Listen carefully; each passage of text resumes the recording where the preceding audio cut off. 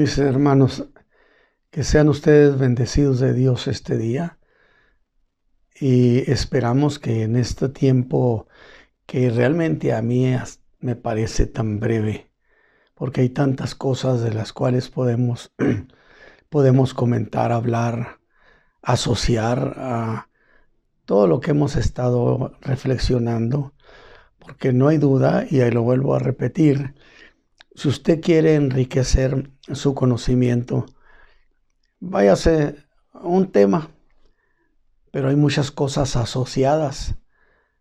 Intégrelas, acérquelas para que se haga todo un cuerpo de ideas que le entreguen un concepto extraordinario de la fe, de esta fe que Dios nos ha regalado en su Hijo amado Jesucristo. Así que, mis hermanos, estamos ya en un tiempo muy cambiante, de muchos cambios entre generaciones inclusive, que nos indican que los tiempos están colapsando.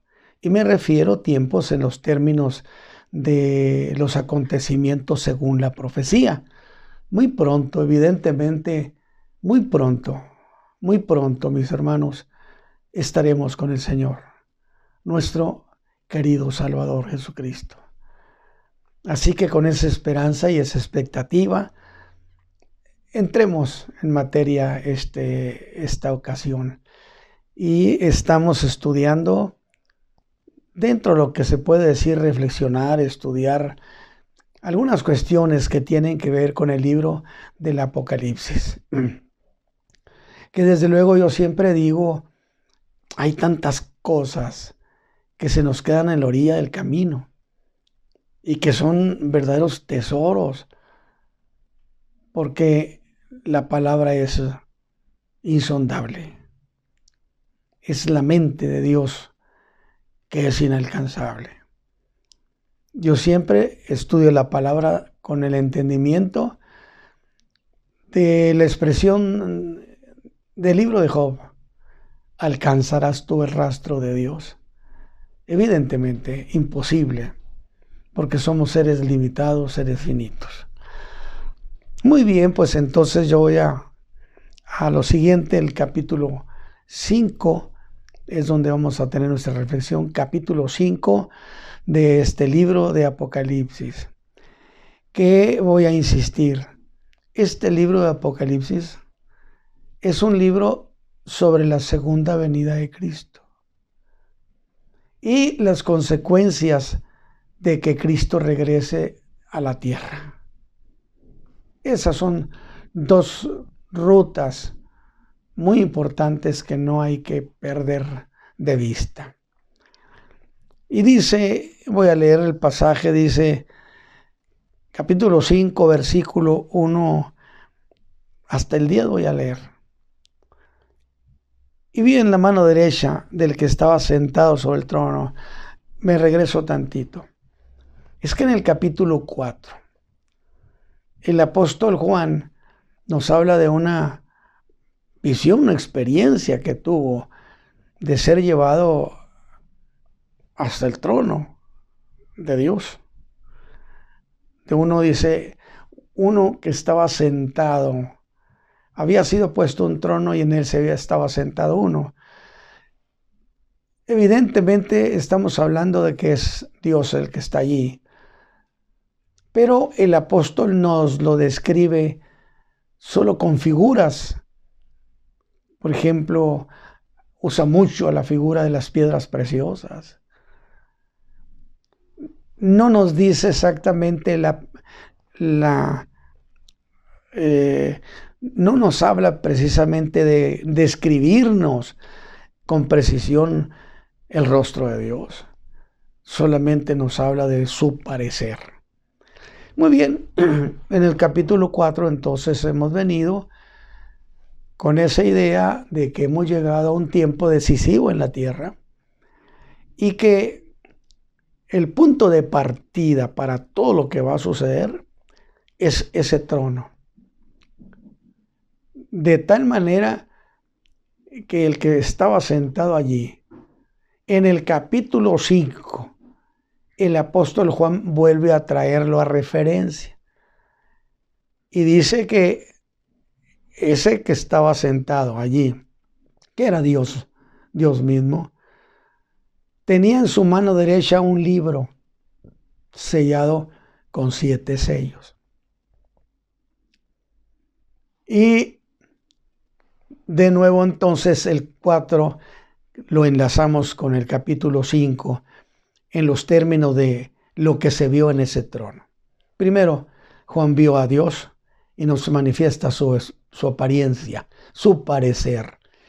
En el capítulo 5 avanza la revelación y ahora resulta que el que estaba sentado en el trono tiene en su mano derecha un libro escrito por dentro y por fuera, y que estaba sellado, es decir, tenía alrededor de él, de ese rollo, 7 sellos, que es muy interesante. Esos 7 sellos tienen como contenido, sin duda, escrito allí los juicios que iban a haber sobre la tierra, porque esto es cosa decretada. En los juicios que vendrán sobre los hombres no son ocasionales ni casuales, obedecen a un acto muy definido de parte del Dios eterno, del Dios altísimo, en venganza. Acuérdese que el Señor Jesús habló de que el Espíritu Santo, que es en realidad su abogado, permítame decirlo así, el Espíritu Santo, yo lo digo, es el vicario de Cristo, porque es el representante de Cristo.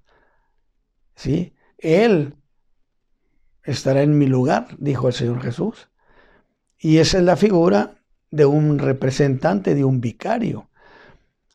Pero además, el Espíritu Santo, aunque nunca lo mencionamos así, es presentado como un abogado del Señor Jesús, el abogado de los intereses de Cristo.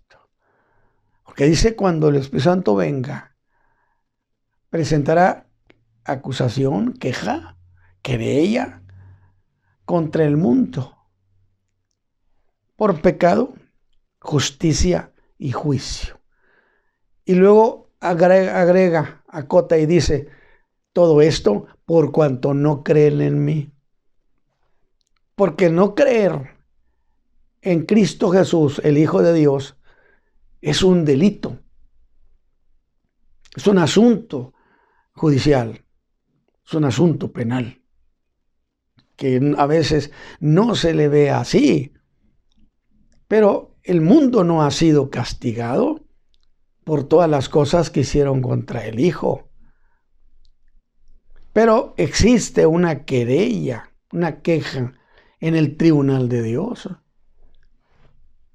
Si el Espíritu Santo presentaría una queja, pues dígame dónde, pues en un tribunal. Si es un asunto legal, es en tribunales. ¿Y qué le parece en qué tribunal? Pues en el tribunal de la justicia divina. Entonces, todo esto está contenido en ese famoso libro que está en la mano derecha de Dios y que está sellado con 7 sellos. Por eso dice Juan, y vi en la mano derecha del que estaba sentado sobre el trono un libro escrito de dentro y de fuera. Como cuando usted coge una página y la escribe de un lado y luego la escribe por el otro y luego lo hace rollito. Escrito por dentro y por fuera. Sellado con 7 sellos. Y luego dice, vi un ángel fuerte predicando, haciendo una convocatoria en realidad. Es un asunto, repito, un asunto judicial. Se está resolviendo un asunto de alto nivel universal. Y vi un ángel fuerte predicando en alta voz. ¿Quién es digno de abrir el libro y desatar sus sellos? Se está haciendo una proclama. Y luego, en realidad, el pasaje nos dice que se hizo una investigación en los cielos, en la tierra y debajo de la tierra, a ver si había alguien, vivo o muerto, que tuviera los méritos para tener derecho. Estamos hablando de cuestiones de derecho. Tener derecho legal de tomar ese libro. Fíjese lo que dice. Y ninguno podía, ni en el cielo ni en la tierra. Y eso de ninguno podía, estoy insistiendo, es que se hizo una investigación muy acuciosa. Una investigación muy detallada allá en el cielo. A ver si alguien era digno de tomar ese libro y desatar sus sellos. Ni en la tierra, ni debajo de la tierra hubo alguien con dignidad, con derecho para abrir el libro. Y ni siquiera tenía derecho a mirarlo. No tenemos idea de lo que está escrito en los tribunales, en los expedientes, en el Tribunal de la Justicia Divina, porque este mundo injurió a su hijo, lo insultó. Fue un asunto vergonzoso. ¿Acaso no está escrito que dice que el Señor Jesús soportó la vergüenza pública? Porque era vergonzoso lo que le decían, lo que hacían con él, las injurias, el maltrato, la burla. ¿Usted cree que ahí sobre el Calvario no estaba una multitud de ángeles de Dios listos para intervenir? Yo sí lo creo. Tiene una lógica, ¿sí? Pero no se trataba de eso. Soportó la vergüenza pública, ¿sí? Nada más que una cosa por otra. Él soportó la vergüenza pública, pero en la cruz puso en vergüenza a las potestades de maldad, en vergüenza pública. Usted va a decir, y yo también lo pensé un tiempo y lo pensaría, porque la Biblia hay que pensarla, hay que ir paso a paso con ella, con mucha reverencia, no caprichosamente, no, con temor de Dios, y tratando de entender, y verá cómo el Señor abre el entendimiento nuestro. De tal manera que déjeme decirle esta idea, a mí me encanta. Allí, sobre los aires del monte Calvario, debió estar Satán y todos sus ejércitos para ver en qué terminaba todo eso, buscando de mil maneras hacer que el Señor Jesús cancelara ese sacrificio. Por eso dicen acá los que estaban cantando en Apocalipsis, Él ha vencido.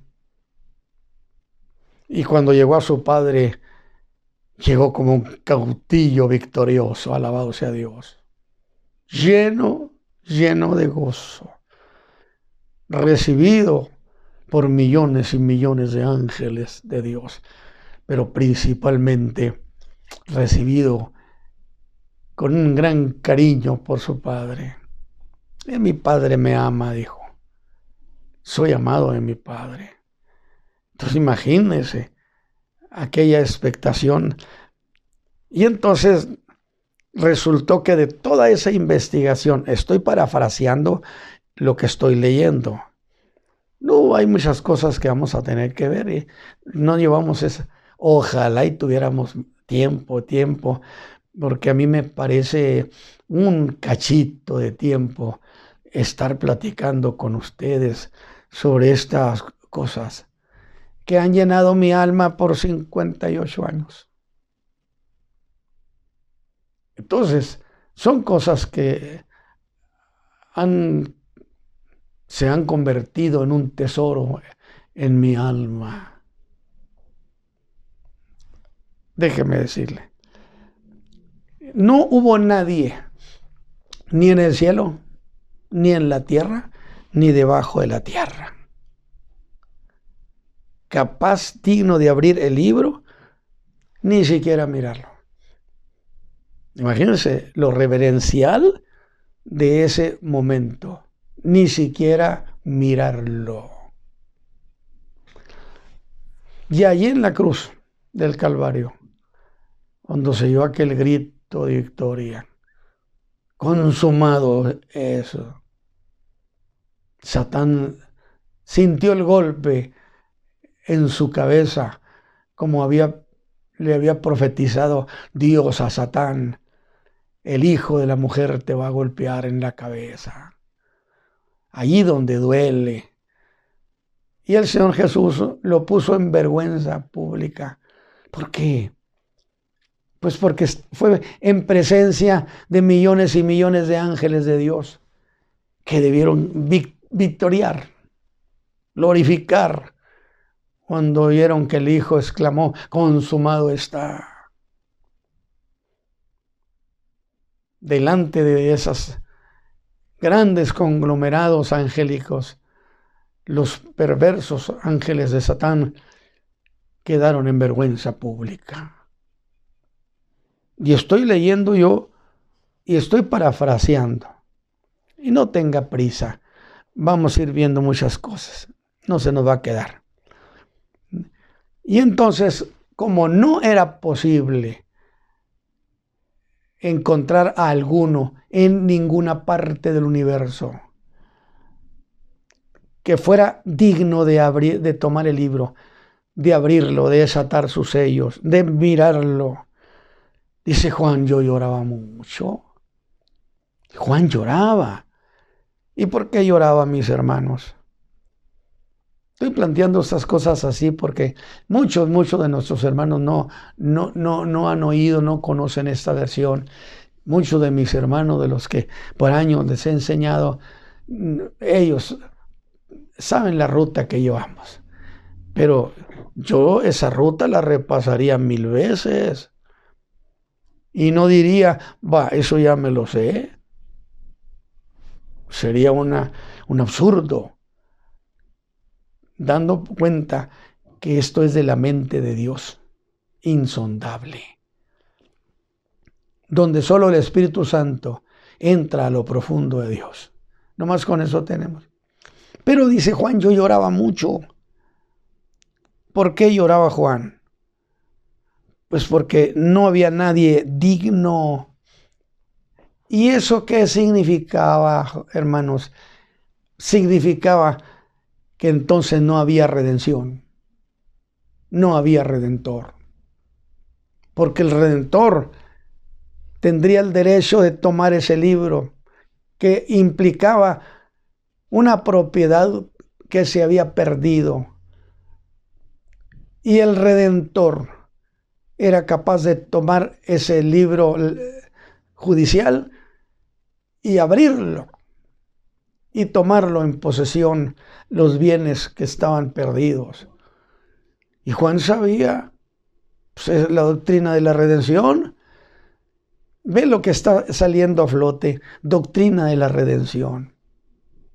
De tal manera que Juan dice, yo lloraba mucho. ¿Por qué? Pues porque no había nadie. Y si no había nadie digno, no había redención, porque no había redentor. Y entonces uno de los ancianos le dice, no llores. he aquí el león de la tribu de Judá. Por supuesto que está hablando de Cristo Jesús, de la tribu de Judá, de la simiente de David, que ha vencido y vencido en toda línea, porque la muerte del Señor Jesús fue un asunto legal, porque fue el pago ante la justicia divina, es un asunto legal.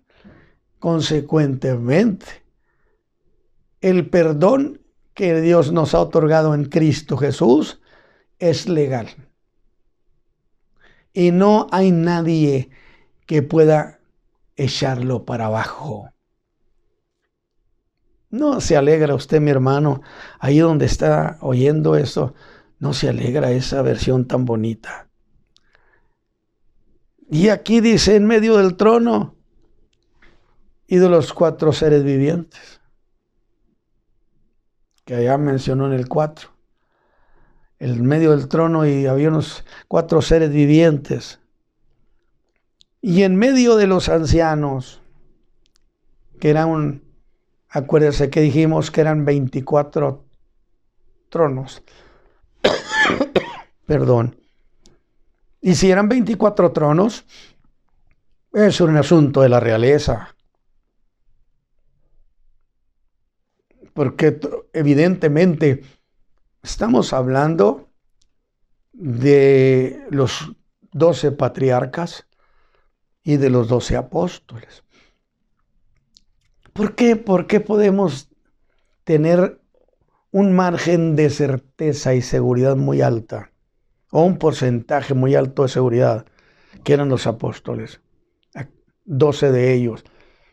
No olvide que cuando aquel muchacho le dijo al Señor que qué debía hacer para tener la vida eterna, y el Señor Jesús le dijo, guarda los mandamientos. Porque le voy a hacer una aclaración. Alguien me ha dicho, es que con guardar los mandamientos nadie se salva. ¿Quién le dijo eso? ¿No dijo Dios cuando entregó los 10 mandamientos, haz esto y vivirás? Por supuesto que quien guardara todos los mandamientos tiene acceso a la vida eterna. Haz esto y vivirás. ¿Estoy acaso proponiendo la salvación por los méritos? No. El problema es si podía alcanzar vivir esa eternidad con un hombre, una mujer que guardara todos los mandamientos. El problema es que no hubo uno solo que pudiera guardarlo. Consecuentemente, por los méritos nadie se salvaría. Y entonces Dios nos proporcionó el camino de, por la fe en Cristo su Hijo, tenemos acceso a la vida eterna. Ya, vamos bien, mis hermanos. Revise bien para que no vaya a decir que dije lo que no dije. Porque yo soy muy cuidadoso en las cosas que estoy diciendo. Porque no quiero jamás contradecir esta fe preciosa, esta doctrina. 58 años he vigilado. En la medida en que he ido creciendo, he ido vigilando las cosas. Dice, y en medio estaba un cordero. Con mayúscula está escrito en la palabra. Por supuesto que se trata de un ente moral.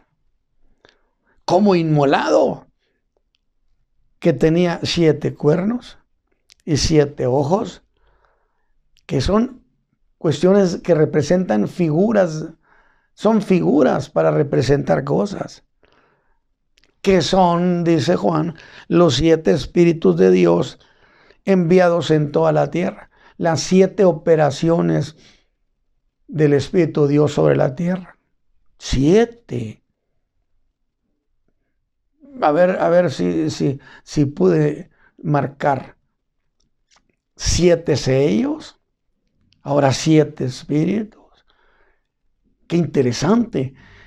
Esto parece que estamos entrando a lo que podríamos llamar numerología bíblica, que cuidado, no se vaya a confundir con unas prácticas que en realidad nada tienen que ver con la Biblia, sino que tienen que ver con cuestiones iniciáticas, misteriosas, ocultistas. No. Ahorita voy a hacer una aclaración. Dice, él vino y tomó el libro de la mano derecha de aquel que estaba sentado en el trono. Esta idea es muy bonita.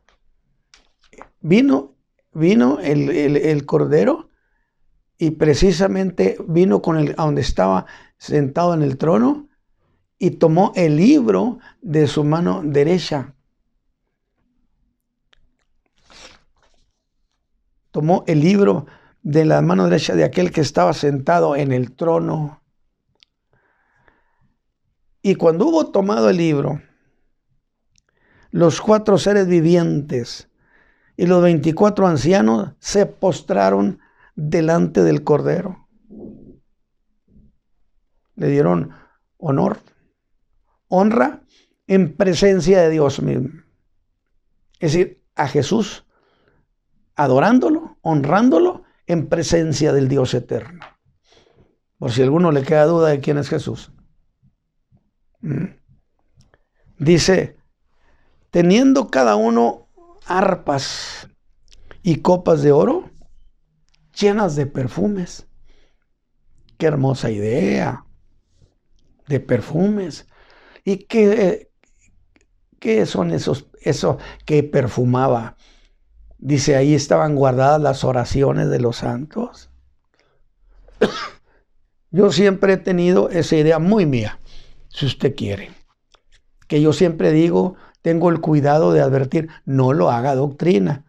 Puede decir, esto es lo que el hermano Ramos dice para él, pero que me parece con mucho grado de certeza, porque hasta eso, que la especulación no llegue a ser especulación. Quiere decir, me gusta la idea, que todas las oraciones de los santos, de todos los tiempos, están guardadas. Puede usted decirme, no, mire, esto nada más se refiere a los de la gran tribulación. Punto de vista nada más. Pero yo tengo una idea, imagínense, qué belleza. Aquellos hermanos, aquellos creyentes que estando en conflicto, en soledad, en profunda tristeza, en abandono, en la peor condición por la agresión de las tinieblas, por la agresión de los gobiernos, donde perdieron sus vidas, y que oraron intensamente en su soledad. Esas oraciones no se van al vacío. Esas oraciones vienen y se ponen junto con las oraciones de todos los santos, plural, santos, plural.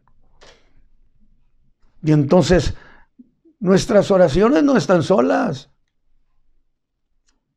no están en el desierto de la nada, sino que causan un perfume precioso. Las oraciones de los hombres de Dios y de todos los tiempos. Cuántas oraciones cargadas de tristeza, pero de fe también, cargadas de sufrimiento, que son tomadas y puestas en esas copas llenas de perfume. ¿Qué le parece? ¿Qué son las oraciones de los santos? Dice el pasaje. Y cantaban un nuevo cántico.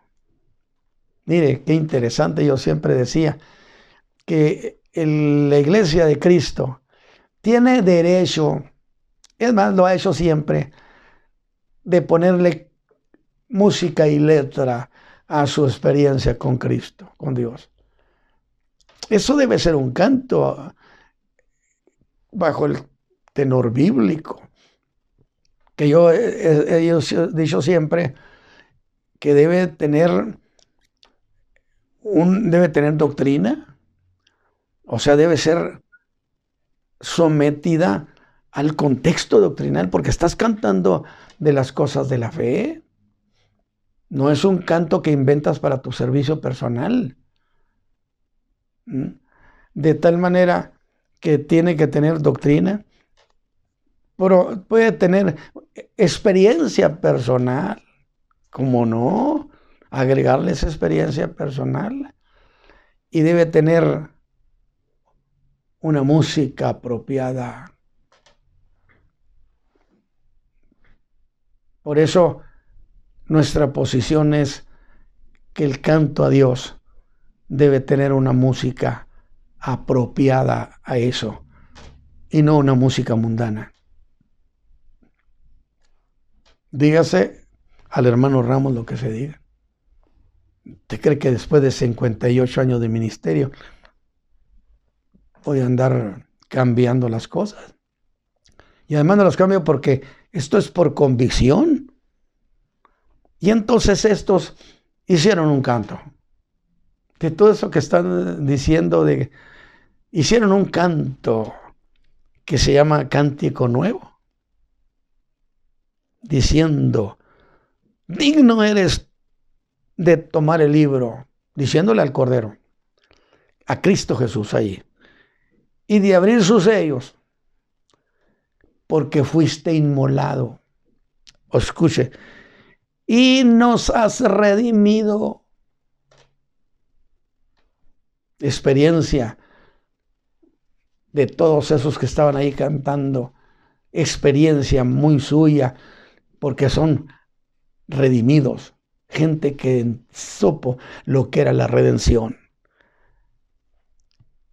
Nos has redimido para Dios con tu sangre, de todo linaje y lengua y pueblo y nación, y nos has hecho para nuestro Dios reyes y sacerdotes, y reinaremos sobre la tierra. O sea, la iglesia es levantada, pero en su segunda venida la iglesia vendrá con él. No estará esperándolo, no, viene con él, porque la iglesia fue arrebatada. Y cuando fue arrebatada, corre tiempo de la última semana profética de Daniel. ¿Qué le parece los pasos que estamos dando deliciosos por un terreno tan fértil? Y dije esto por lo siguiente, para que no se me pase. En este capítulo 5 decían: nos has redimido para Dios con tu sangre. ¿Quiénes eran los que estaban cantando ahí? ¿Quién se imagina que eran? Pues clarito lo decimos, lo han dicho. Son los redimidos. Nosotros somos los redimidos, hermano Ramos. Hermanos que están escuchando a través de internet, somos los redimidos, los que Cristo lavó con su sangre. Y ahora estando acá en el cielo, no en la tierra. No en la tierra. Todavía no han empezado los juicios de la gran tribulación. Y esta escena es de arriba. Y allá están cantando: nos redimió con su sangre. Y vamos a reinar en la tierra. Y eso era necesidad. El creyente, la iglesia va a reinar con Cristo. Será corregente. Es la esposa. Y es corregente o reina con Cristo. Y estos estaban diciendo: y reinaremos sobre la tierra. Y yo digo, pues necesitan regresar. Digo, me incluyo, por supuesto, ¿verdad? Pero estoy hablando de esa manera. Es decir, es necesario que esos creyentes que fueron arrebatados ahora vengan con el Señor en su venida. Romanos capítulo 8 lo dice, ¿eh? Que la creación gime esperando la manifestación de los hijos de Dios. A ver, espéreme tantito. ¿Qué cosa es eso? ¿Qué es la manifestación? Pues es hacerse público. Cuando Cristo venga con sus santos millares y cuando venga la iglesia con él, no dice que todo ojo le verá. Y entonces las gentes, por supuesto que verán a la figura gloriosa del Hijo de Dios, verán su ejército y nos verán a los creyentes que venimos con él. A eso se le llamaría la manifestación de los hijos de Dios. No quiero usar esa tesis de que son los ángeles, que porque se le llama hijos de Dios. No voy por ahí, porque los que están cantando son redimidos que dicen que vienen a la tierra para reinar. ¿O no lo está diciendo? Clarito lo está diciendo. Pero allí mismo en el capítulo 5, versículo 11, y oí, dice, y miré y oí voz de muchos ángeles alrededor del trono. Ahora este es otro escenario. Aquí son los redimidos. Ahora es una multitud inmensa de ángeles alrededor del trono. Y de los seres vivientes. Y de los ancianos. Y la multitud de ellos era millones de millones. Billones eran. Billones de billones. Imagínense la grandeza de los ejércitos de Dios. Millones de millones. Por si usted decía, oiga, ¿cuántos ángeles? No, incontables. Pues estos son aquellos, indiscutiblemente, los que estaban felices cuando Jesús fue ascendido a su Padre. Y cuando lo vieron llegar vencedor, victorioso, conquistador. Imagínense el gozo de esos millones y millones. Por eso Dios lo ensalzó a lo sumo. Porque a ningún ángel le había dicho jamás, siéntate a mi diestra. Ahí este dijo, siéntate a mi diestra. Y ordenó a los ángeles que lo adoraran. Para que le adore doble toda rodilla de los que están en el cielo, en la tierra y abajo de la tierra. Y toda lengua confiese que Jesús es el Señor. ¿Le parece una plática preciosa? A mí me deleita. Pero vuelvo a ya acá tenemos el cántico de los redimidos, cantado por redimidos. Pero en el 11 está hablando de una multitud muy grande de millones de ángeles alrededor del trono, que decían en alta voz, el Cordero que fue inmolado es digno de tomar el poder y riquezas y sabiduría y fortaleza y honra y gloria y alabanza. Pero ¿se da cuenta? Ellos no dijeron, fue inmolado y nos ha redimido, porque los ángeles no son redimibles.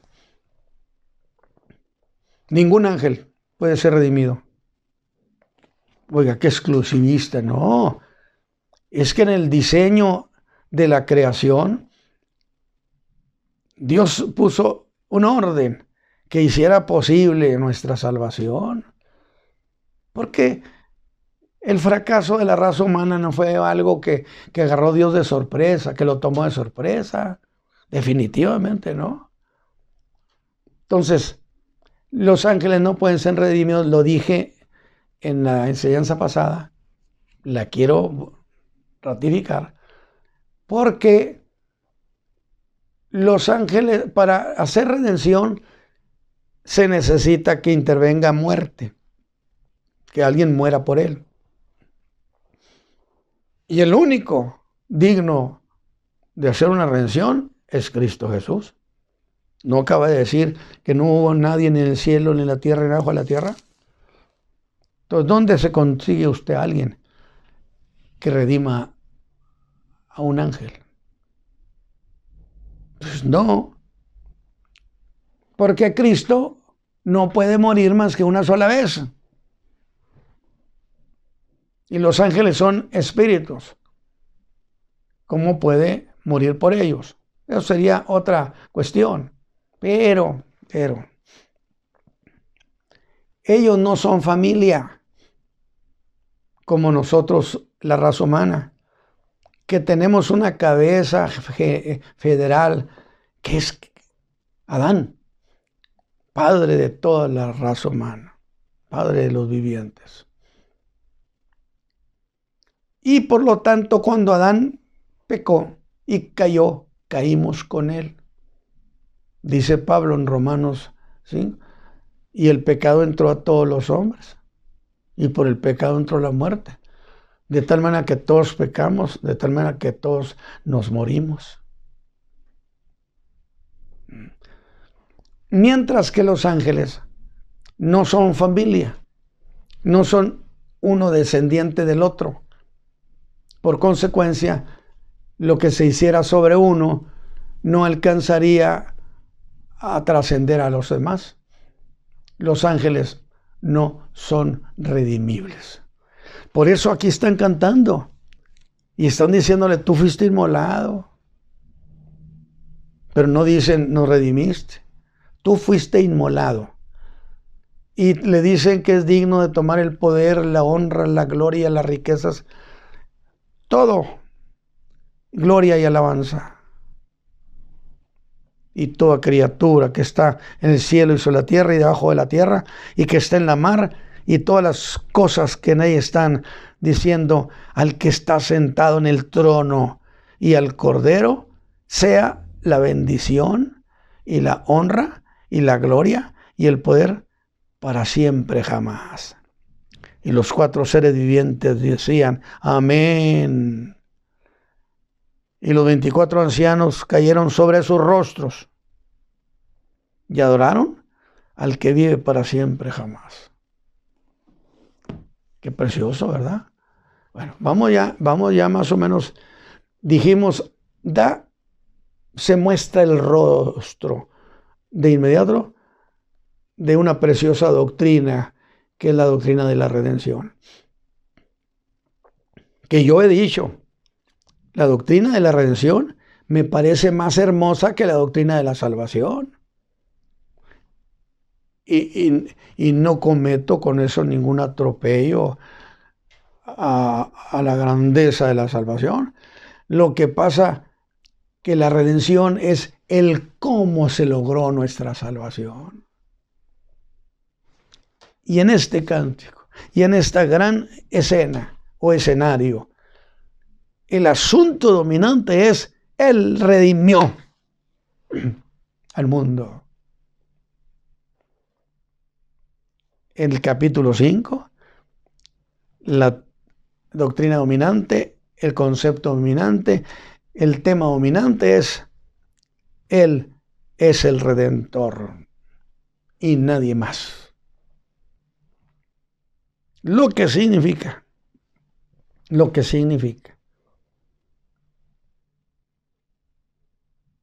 que estamos entrando aquí a un punto donde han de empezar los juicios. Y empezaré diciendo, hermanos, todo lo que ha de suceder a partir de este capítulo 5, escúchelo bien, es el cumplimiento de la parte de Isaías que el Señor Jesús no leyó en Nazaret. ¿Se acuerda que hablé de eso? El Señor Jesús fue a la sinagoga en sábado, le dieron el rollo de Isaías y encontró el pasaje de Isaías 61 del 1 al 2, donde él estaba hablando acerca de el año agradable, el año de ayudar a los cautivos, el año de favorecer, el año de favorecer a la raza humana, el año agradable. Pero cuando iba llegando a la otra parte que habla de día de la venganza, el Señor Jesús ya no sigue leyendo. Revise eso Es muy interesante entre Lucas y Isaías 61. Día de la venganza. Él no leyó la parte que habla de la venganza de Dios. ¿Por qué razón no lo hizo? Por una razón muy sencilla. Porque en su primer venida no vino a hacer juicio. Él vino a cumplir la promesa que se le había dado a Abraham, que en él serían benditas las familias de la tierra. Y eso se logró en la cruz del Calvario, cuando el Señor Jesús paga por los pecados del mundo. Y empieza un tiempo glorioso para la raza humana. Empieza el año agradable. Entonces, si usted observa ese detalle, el Señor Jesús no leyó en Nazaret todo el pasaje. Solo aquello que tenía que ver con el año agradable.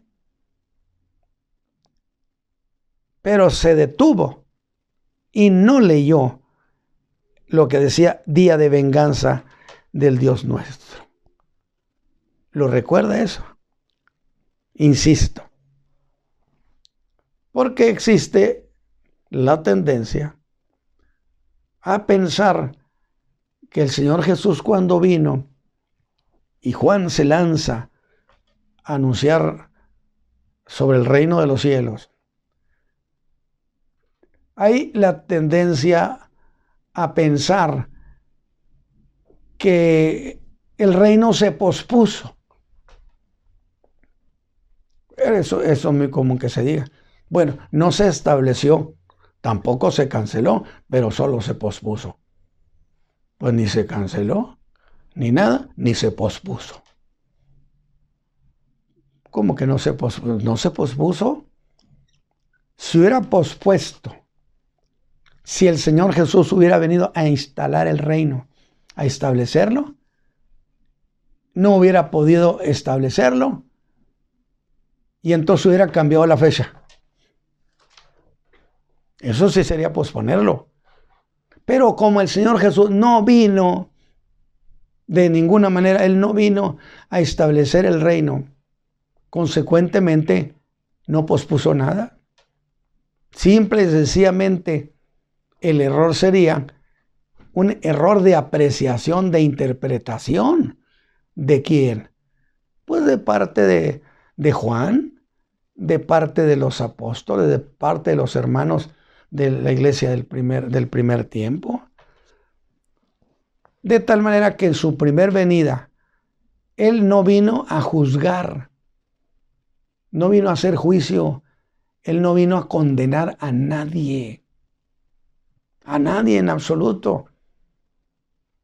Lo hemos dicho, para condenar al mundo no necesitaba venir el mundo. Ya estaba condenado por su maldad. Si Él vino, es para traer una buena noticia, para darnos salvación a domicilio. Es mucha cosa esa. Yo espero que ahí donde usted esté, pues le dé un gloria a Dios. Y es cierto, servicio a domicilio. Dejó su trono y el Verbo se hizo carne y habitó entre nosotros. Y nos mostró a su Padre y nos habló de su Padre. Ahora, el año agradable del que estamos hablando ya no está en el capítulo 5. A partir de aquí el capítulo 4, ya no hay el año agradable. Ya no es el año de la misericordia. Es el tiempo de la venganza. Por consecuencia, grábese, a partir del capítulo 4, capítulo 5, es el inicio del cumplimiento de la segunda parte de la profecía de Isaías, de la venganza del Señor. Que por cierto voy a hacer la aclaración. Dios, Jesús mismo lo aclaró en aquel debate que hubo con los líderes religiosos por haber sanado a aquel malagradecido que tenía 38 años de estar enfermo. 38 años. El Señor Jesús ya apenas tendría, ¿qué? 33 años. Por así decirlo, 4 años antes de que Cristo naciera, ese señor ya estaba así. 38 años tenía. Y el Señor Jesús hizo una misericordia soberana, porque no le preguntó que si quería ser sano. Sencillamente lo sanó. Así de sencillo. En una operación soberana. No necesitó que le pidiera. Pero fue un malagradecido. Pero era parte del proyecto que hizo, porque el Señor Jesús quería que se detonara un tiempo violento para ir al Calvario. No lo llevaron, él fue al Calvario. Bueno, el capítulo que en ese momento, donde estamos en lo de los tronos y lo del Cordero, se ha terminado el tiempo de la séptima iglesia. Ya está terminado, ya no tiene nada que ver la séptima iglesia con lo que está pasando en el capítulo 4. Que a partir de aquí empezamos con la gran tribulación. ¿En dónde encuentra usted, mi hermano, que la iglesia va a estar en la gran tribulación? Observe los parteaguas, las separaciones, o sea, los territorios bíblicos de tiempos de la cronología profética. Tiempo entonces en el que se ha terminado el tiempo de la gracia. Y que se ha terminado también la plenitud de los gentiles. Se cerró. Yo sé que algunos me van a decir, pues hermano, usted creo que está equivocado porque todavía hay predicadores. Porque mire, estos están llegando de allá de la gran tribulación al cielo. Sí, es cierto. Pero esos que estaban llegando habían sido sacrificados por el sistema del anticristo, porque no quisieron aceptar ni el número, ni el sello, ni la marca de la bestia. Lo que deja muy claro que no le pueden a usted, hermanos, escúcheme por favor, no le puede poner el anticristo ni el diablo mismo un chip a fuerza. Porque el creyente o el hombre, el ser humano, tiene un derecho de soberanía que Dios hace valer, de querer o no querer, porque el hombre tiene soberanía. Y si el hombre dice no, no hay demonio que lo pueda hacer. Y esto es la prueba, está. Llegaron ahí, sí, pero no porque estuviera predicando acá el evangelio de la gracia. Se está predicando el evangelio del reino de los cielos, que es otra cosa. Que ahí es precisamente donde luego yo he querido explicarlo. ¿Qué evangelio predicó Juan? El evangelio de la gracia, no. Dígame dónde Juan predicó sobre el nuevo nacimiento, la regeneración, la redención. ¿Dónde? Dígamelo. No lo hay. Entonces, él era un predicador de la ley. Porque el reino de los cielos que se instalará, que no está instalado, que se instalará, será un tiempo indiscutiblemente bajo la ley. Habrá los servicios en el templo. Usted puede leer donde dice que se multiplicarán los levitas, se multiplicarán. ¿Por qué? Porque el ceremonial, será reactivado. Es correcto, pues esto es un asunto judío. ¿Por qué no? ¿Por qué no el mundo judío puede? Pues claro que no tiene por qué afectarlo. Son judíos y es un asunto para ellos. Por eso he dicho, no nos invitemos a una fiesta que no es la nuestra. Pero déjeme, porque creo que había algo pendiente.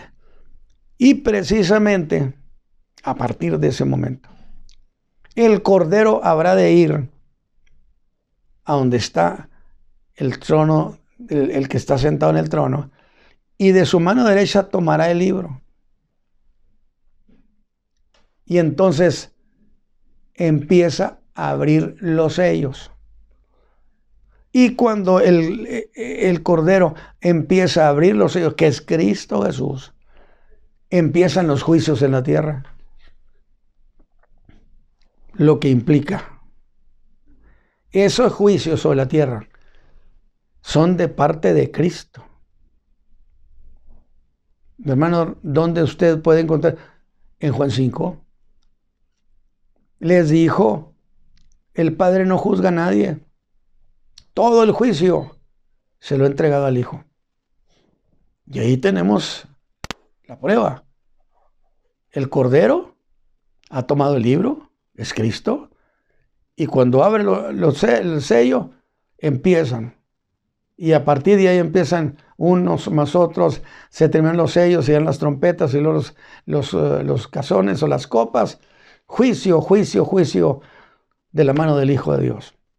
Ejecutando lo que estaba escrito en ese libro. ¿Qué le parece?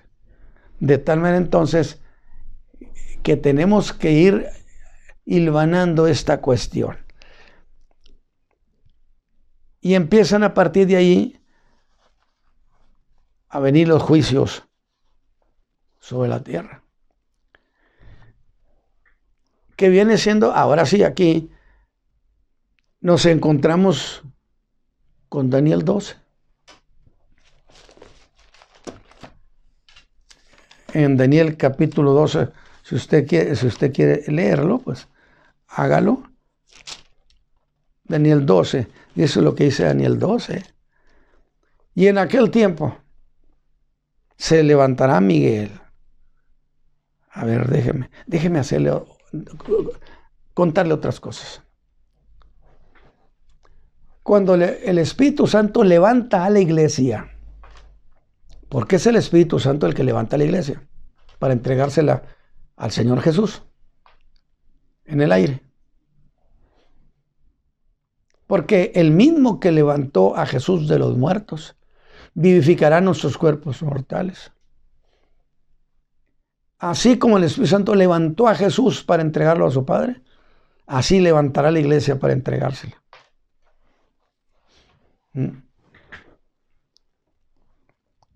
De tal manera entonces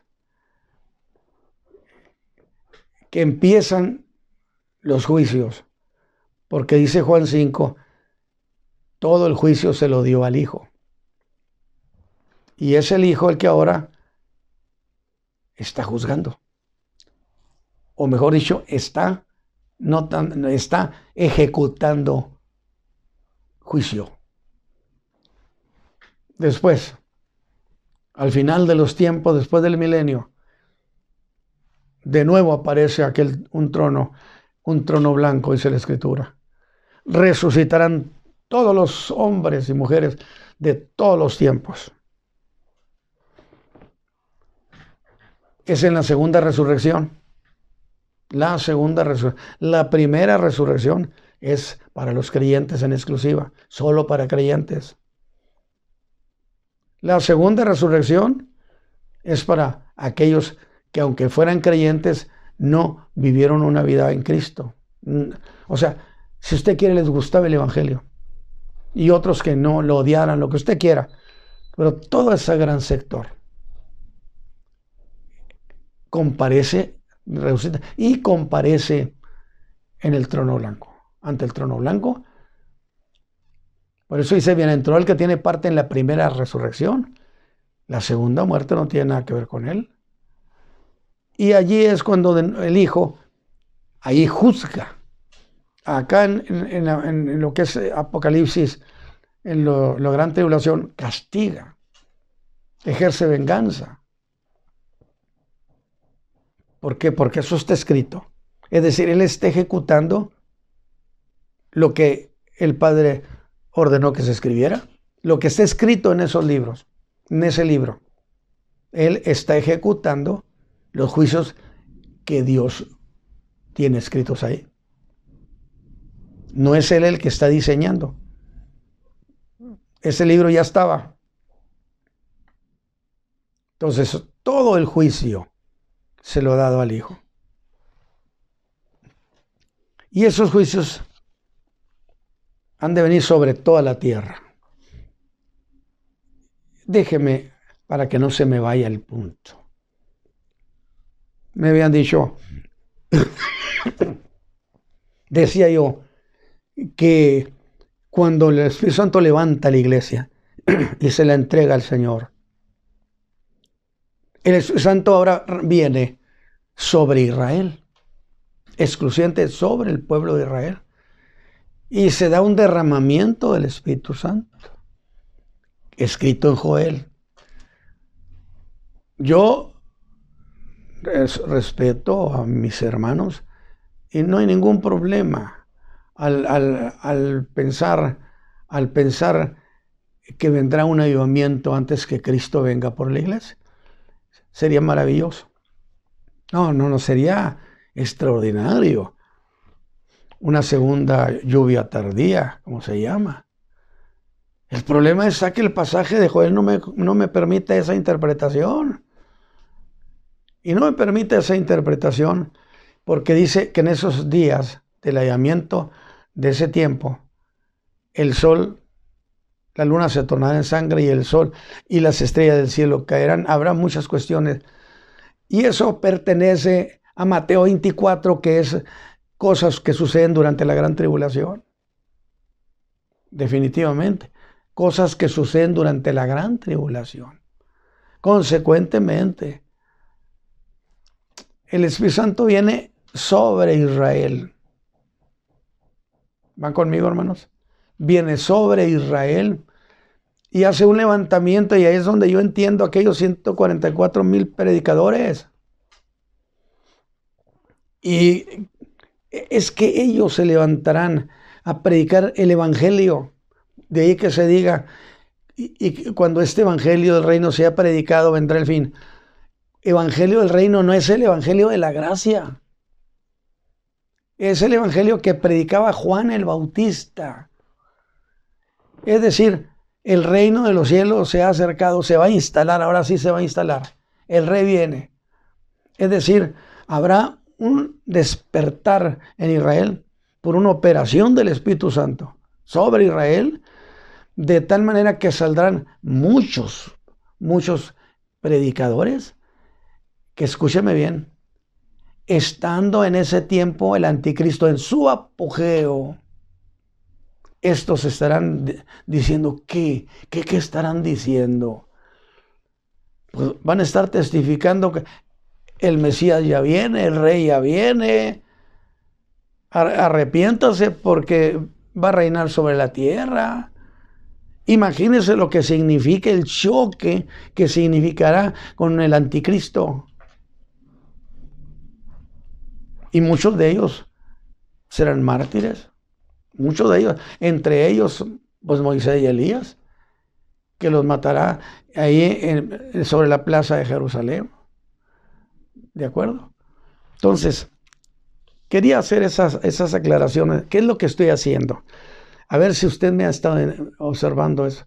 Permítame tantito esto, nomás aclararles esto. Es decir, a ver si no se me fue la idea. Es decir, ellos estarán predicando no el evangelio de la gracia, porque ahí es cuando se interpreta que el evangelio de la gracia se sigue predicando durante la gran tribulación. No dice eso, la Biblia dice el evangelio del reino. ¿Cuál es? El que predicaba Juan, el que predicaba Jesús, el que predicaba antes de ir a la cruz. Antes de ir a la cruz. El reino de los cielos se ha acercado. Hagan frutos dignos de arrepentimiento. Será una convocatoria al mundo, aún en los días más feroces del anticristo. Sí, nada más que ellos estarán llenos del Espíritu Santo. Llenos del Espíritu Santo. Y entonces, aquí encontramos un problema, es decir, que yo lo quise aclarar. Ese tiempo de la gran tribulación son tiempo para el mundo, un tiempo de angustia para el mundo, para el mundo. Sí, pero también hay un apartado de aflicción para Israel. ¿Cómo es que se da esto? ¿Acaso Dios, está castigando a Israel, a su pueblo? No, no.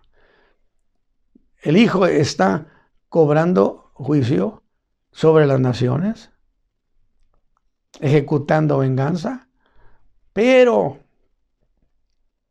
acuérdese usted que Apocalipsis 12 nos da la idea muy clara que el Satán se lanzará contra la mujer para acabarla en una operación de aniquilamiento. ¿Quién es la mujer? Es Israel. Pero al mismo tiempo, fíjese usted lo consistente. Es decir, Dios no está mandando juicios sobre Israel. ¿Cómo podríamos entender que Dios haciendo una cosa y Miguel haciendo otra? Y en aquel tiempo se levantará Miguel, el gran príncipe que está por los hijos de tu pueblo. Y será tiempo de angustia cual nunca fue, desde que hubo gente hasta entonces. Nunca ha habido tanto sufrimiento como el que va a haber en ese tiempo, porque es una venganza de Satán contra el pueblo de Israel que nos dio el Salvador. A grado tal que Miguel, el gran combatiente, el arcángel Miguel, viene para favorecer a Israel. ¿De qué? ¿De la venganza de Satán? A la mujer se le dio alas de águila, se le proporcionó sustento. Es decir, el arcángel Miguel hará una operación de protección al pueblo de Israel. Mas en aquel tiempo será libertado tu pueblo, todos los que sean escritos en el libro. En aquel tiempo, en ese momento, en ese tiempo, cuando Cristo venga en su segunda venida, Israel habrá de verlo descendiendo como un caudillo, como un guerrero. Y esa figura será gloriosa para ellos, que sin duda pensarán, este es el que nosotros esperábamos, no aquel que vino en un asnito. Nada más que dice que le preguntarán, ¿y las heridas estas? Y es cuando se revela el misterio y la nación le cree, y entonces el pueblo es libertado y el Señor Jesús establece su reino. Creo sinceramente que me faltan muchas cosas, no sé cuánto tiempo tenga. Yo siento que ya nos fuimos más o menos. Dije, antes que el Señor venga a establecer su reino de 1000 años. Un reino que sin duda Juan el Bautista y los apóstoles esperaban que sucediera en los días del Mesías, en su primera venida. Porque por eso mismo he hecho la aclaración. Dios no le ordenó a Juan que anunciara que el reino se iba a establecer en esos días, sino que le dijera a la nación que el reino se había acercado Y esto es consistente con la idea bíblica que en su primer venida, cuando el Verbo se hizo carne, fue para salvar al hombre, cumplirle a Abraham la promesa, cosa que logró el Señor con su muerte allá por el año 29 de nuestra era. Ahora, si a esto le damos sentido, diré que es precisamente este acontecimiento, ¿sí?, que lo hacen canción, que lo hacen canto. Y decían, digno eres de tomar el libro y de abrir sus sellos, porque tú fuiste inmolado. Mientras que los otros que decían, fuiste inmolado, tú eres digno pero nunca dijeron, nos redimió, porque esos eran los ángeles. Y esto decían, y nos ha redimido para Dios con tu sangre, de todo linaje y lengua y pueblo y nación. ¿Quiénes son los que dicen eso? Dijimos, aquellos que han aceptado a Cristo como Salvador. Yo espero, mis hermanos, que esto que hemos ido reflexionando, este repaso que he dado y estas aclaraciones que he dado, sean una bendición para usted. Ahora, esa cantidad que estaba tan grande, una multitud de redimidos, es consistente con lo que el Señor Jesús mandó a los suyos antes de volver a su Padre. Toda potestad me es dada en el cielo y en la tierra. Vayan ustedes y anuncien perdón de pecados en mi nombre, en toda la tierra. Y esa multitud que se ve allí, enorme, es resultado glorioso de eso. De esa operación de enviar al mundo una convocatoria, un citatorio, porque en realidad fue un citatorio. No es una invitación a si usted tiene oportunidad. Fue un citatorio, lo que significa que Dios convoca a la raza humana a que vengan a su Hijo amado. Es un citatorio, que significa es un asunto legal. A esa edad del capítulo 5, a esa altura, todo esto de la gracia se ha cerrado. Y ahora han de empezar los juicios de Dios sobre toda la tierra. Juicios a cargo del Hijo. Y Él empieza a desatar los sellos. Y cuando Él empieza a hacer eso, empiezan los juicios. Mire que nos quedamos con dos ideas. Tengo que aclarar sobre la cuestión de la redención, la doctrina de la redención, que ese es otro bloque. Como también quiero hablar de numerología, que es la numerología bíblica, que no se debe confundir con otro tipo de numerología que pretende ser una práctica, ¿sí? Una práctica donde puede irse un apunte aquí que se lo voy a leer, que es un conjunto de tradiciones, eso de la numerología que algunos practican, no cristiana, que suponen poder establecer una relación entre los números, como si los números tuvieran poder propio. Los números no tienen poder. Quien tiene poder es el Dios de los números. Una relación entre los números, los seres vivos y las fuerzas físicas espirituales. Algo así como el universo, cualquier pensamiento lo registra. Y si tienes pensamientos positivos, es parte de las tesis de la doctrina de la prosperidad, que tiene su origen en Charles Emerson, del Emerson College, que en 1830 trajo eso a Estados Unidos. Que en realidad es una práctica que no deja de ser en cierta manera adivinatoria con el uso de los números. La numerología bíblica no es para hacer adivinanza, no es para hacer misterios. La numerología bíblica representa cosas literales y categóricas. Nada que ver entonces la numerología esta con la numerología bíblica, que no pretende jamás ser una serie de misterios, sino solo tener significado, que nada tiene que ver con prácticas mistéricas o prácticas de misterio o esotéricas.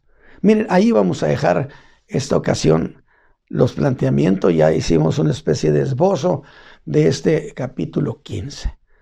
Así que, mis hermanos, vamos a orar al Señor para que Él nos favorezca en estas enseñanzas. Padre eterno, muchas gracias, Señor, porque nos has favorecido, nos has ayudado de tal manera, Señor, que creo que tu Espíritu Santo abrirá nuestro corazón, nuestro entendimiento, Padre eterno, y que estas enseñanzas se convierten en una bendición. En el glorioso nombre de Cristo Jesús, Señor nuestro. Que mis hermanos, el Señor los bendiga y nos estaremos escuchando el próximo sábado a las 7 de la tarde. ¿Puede usted reflexionar? ¿Puede compartir? Todas estas cuestiones tan preciosas. En el nombre de Jesucristo. Damos por terminado. Amén.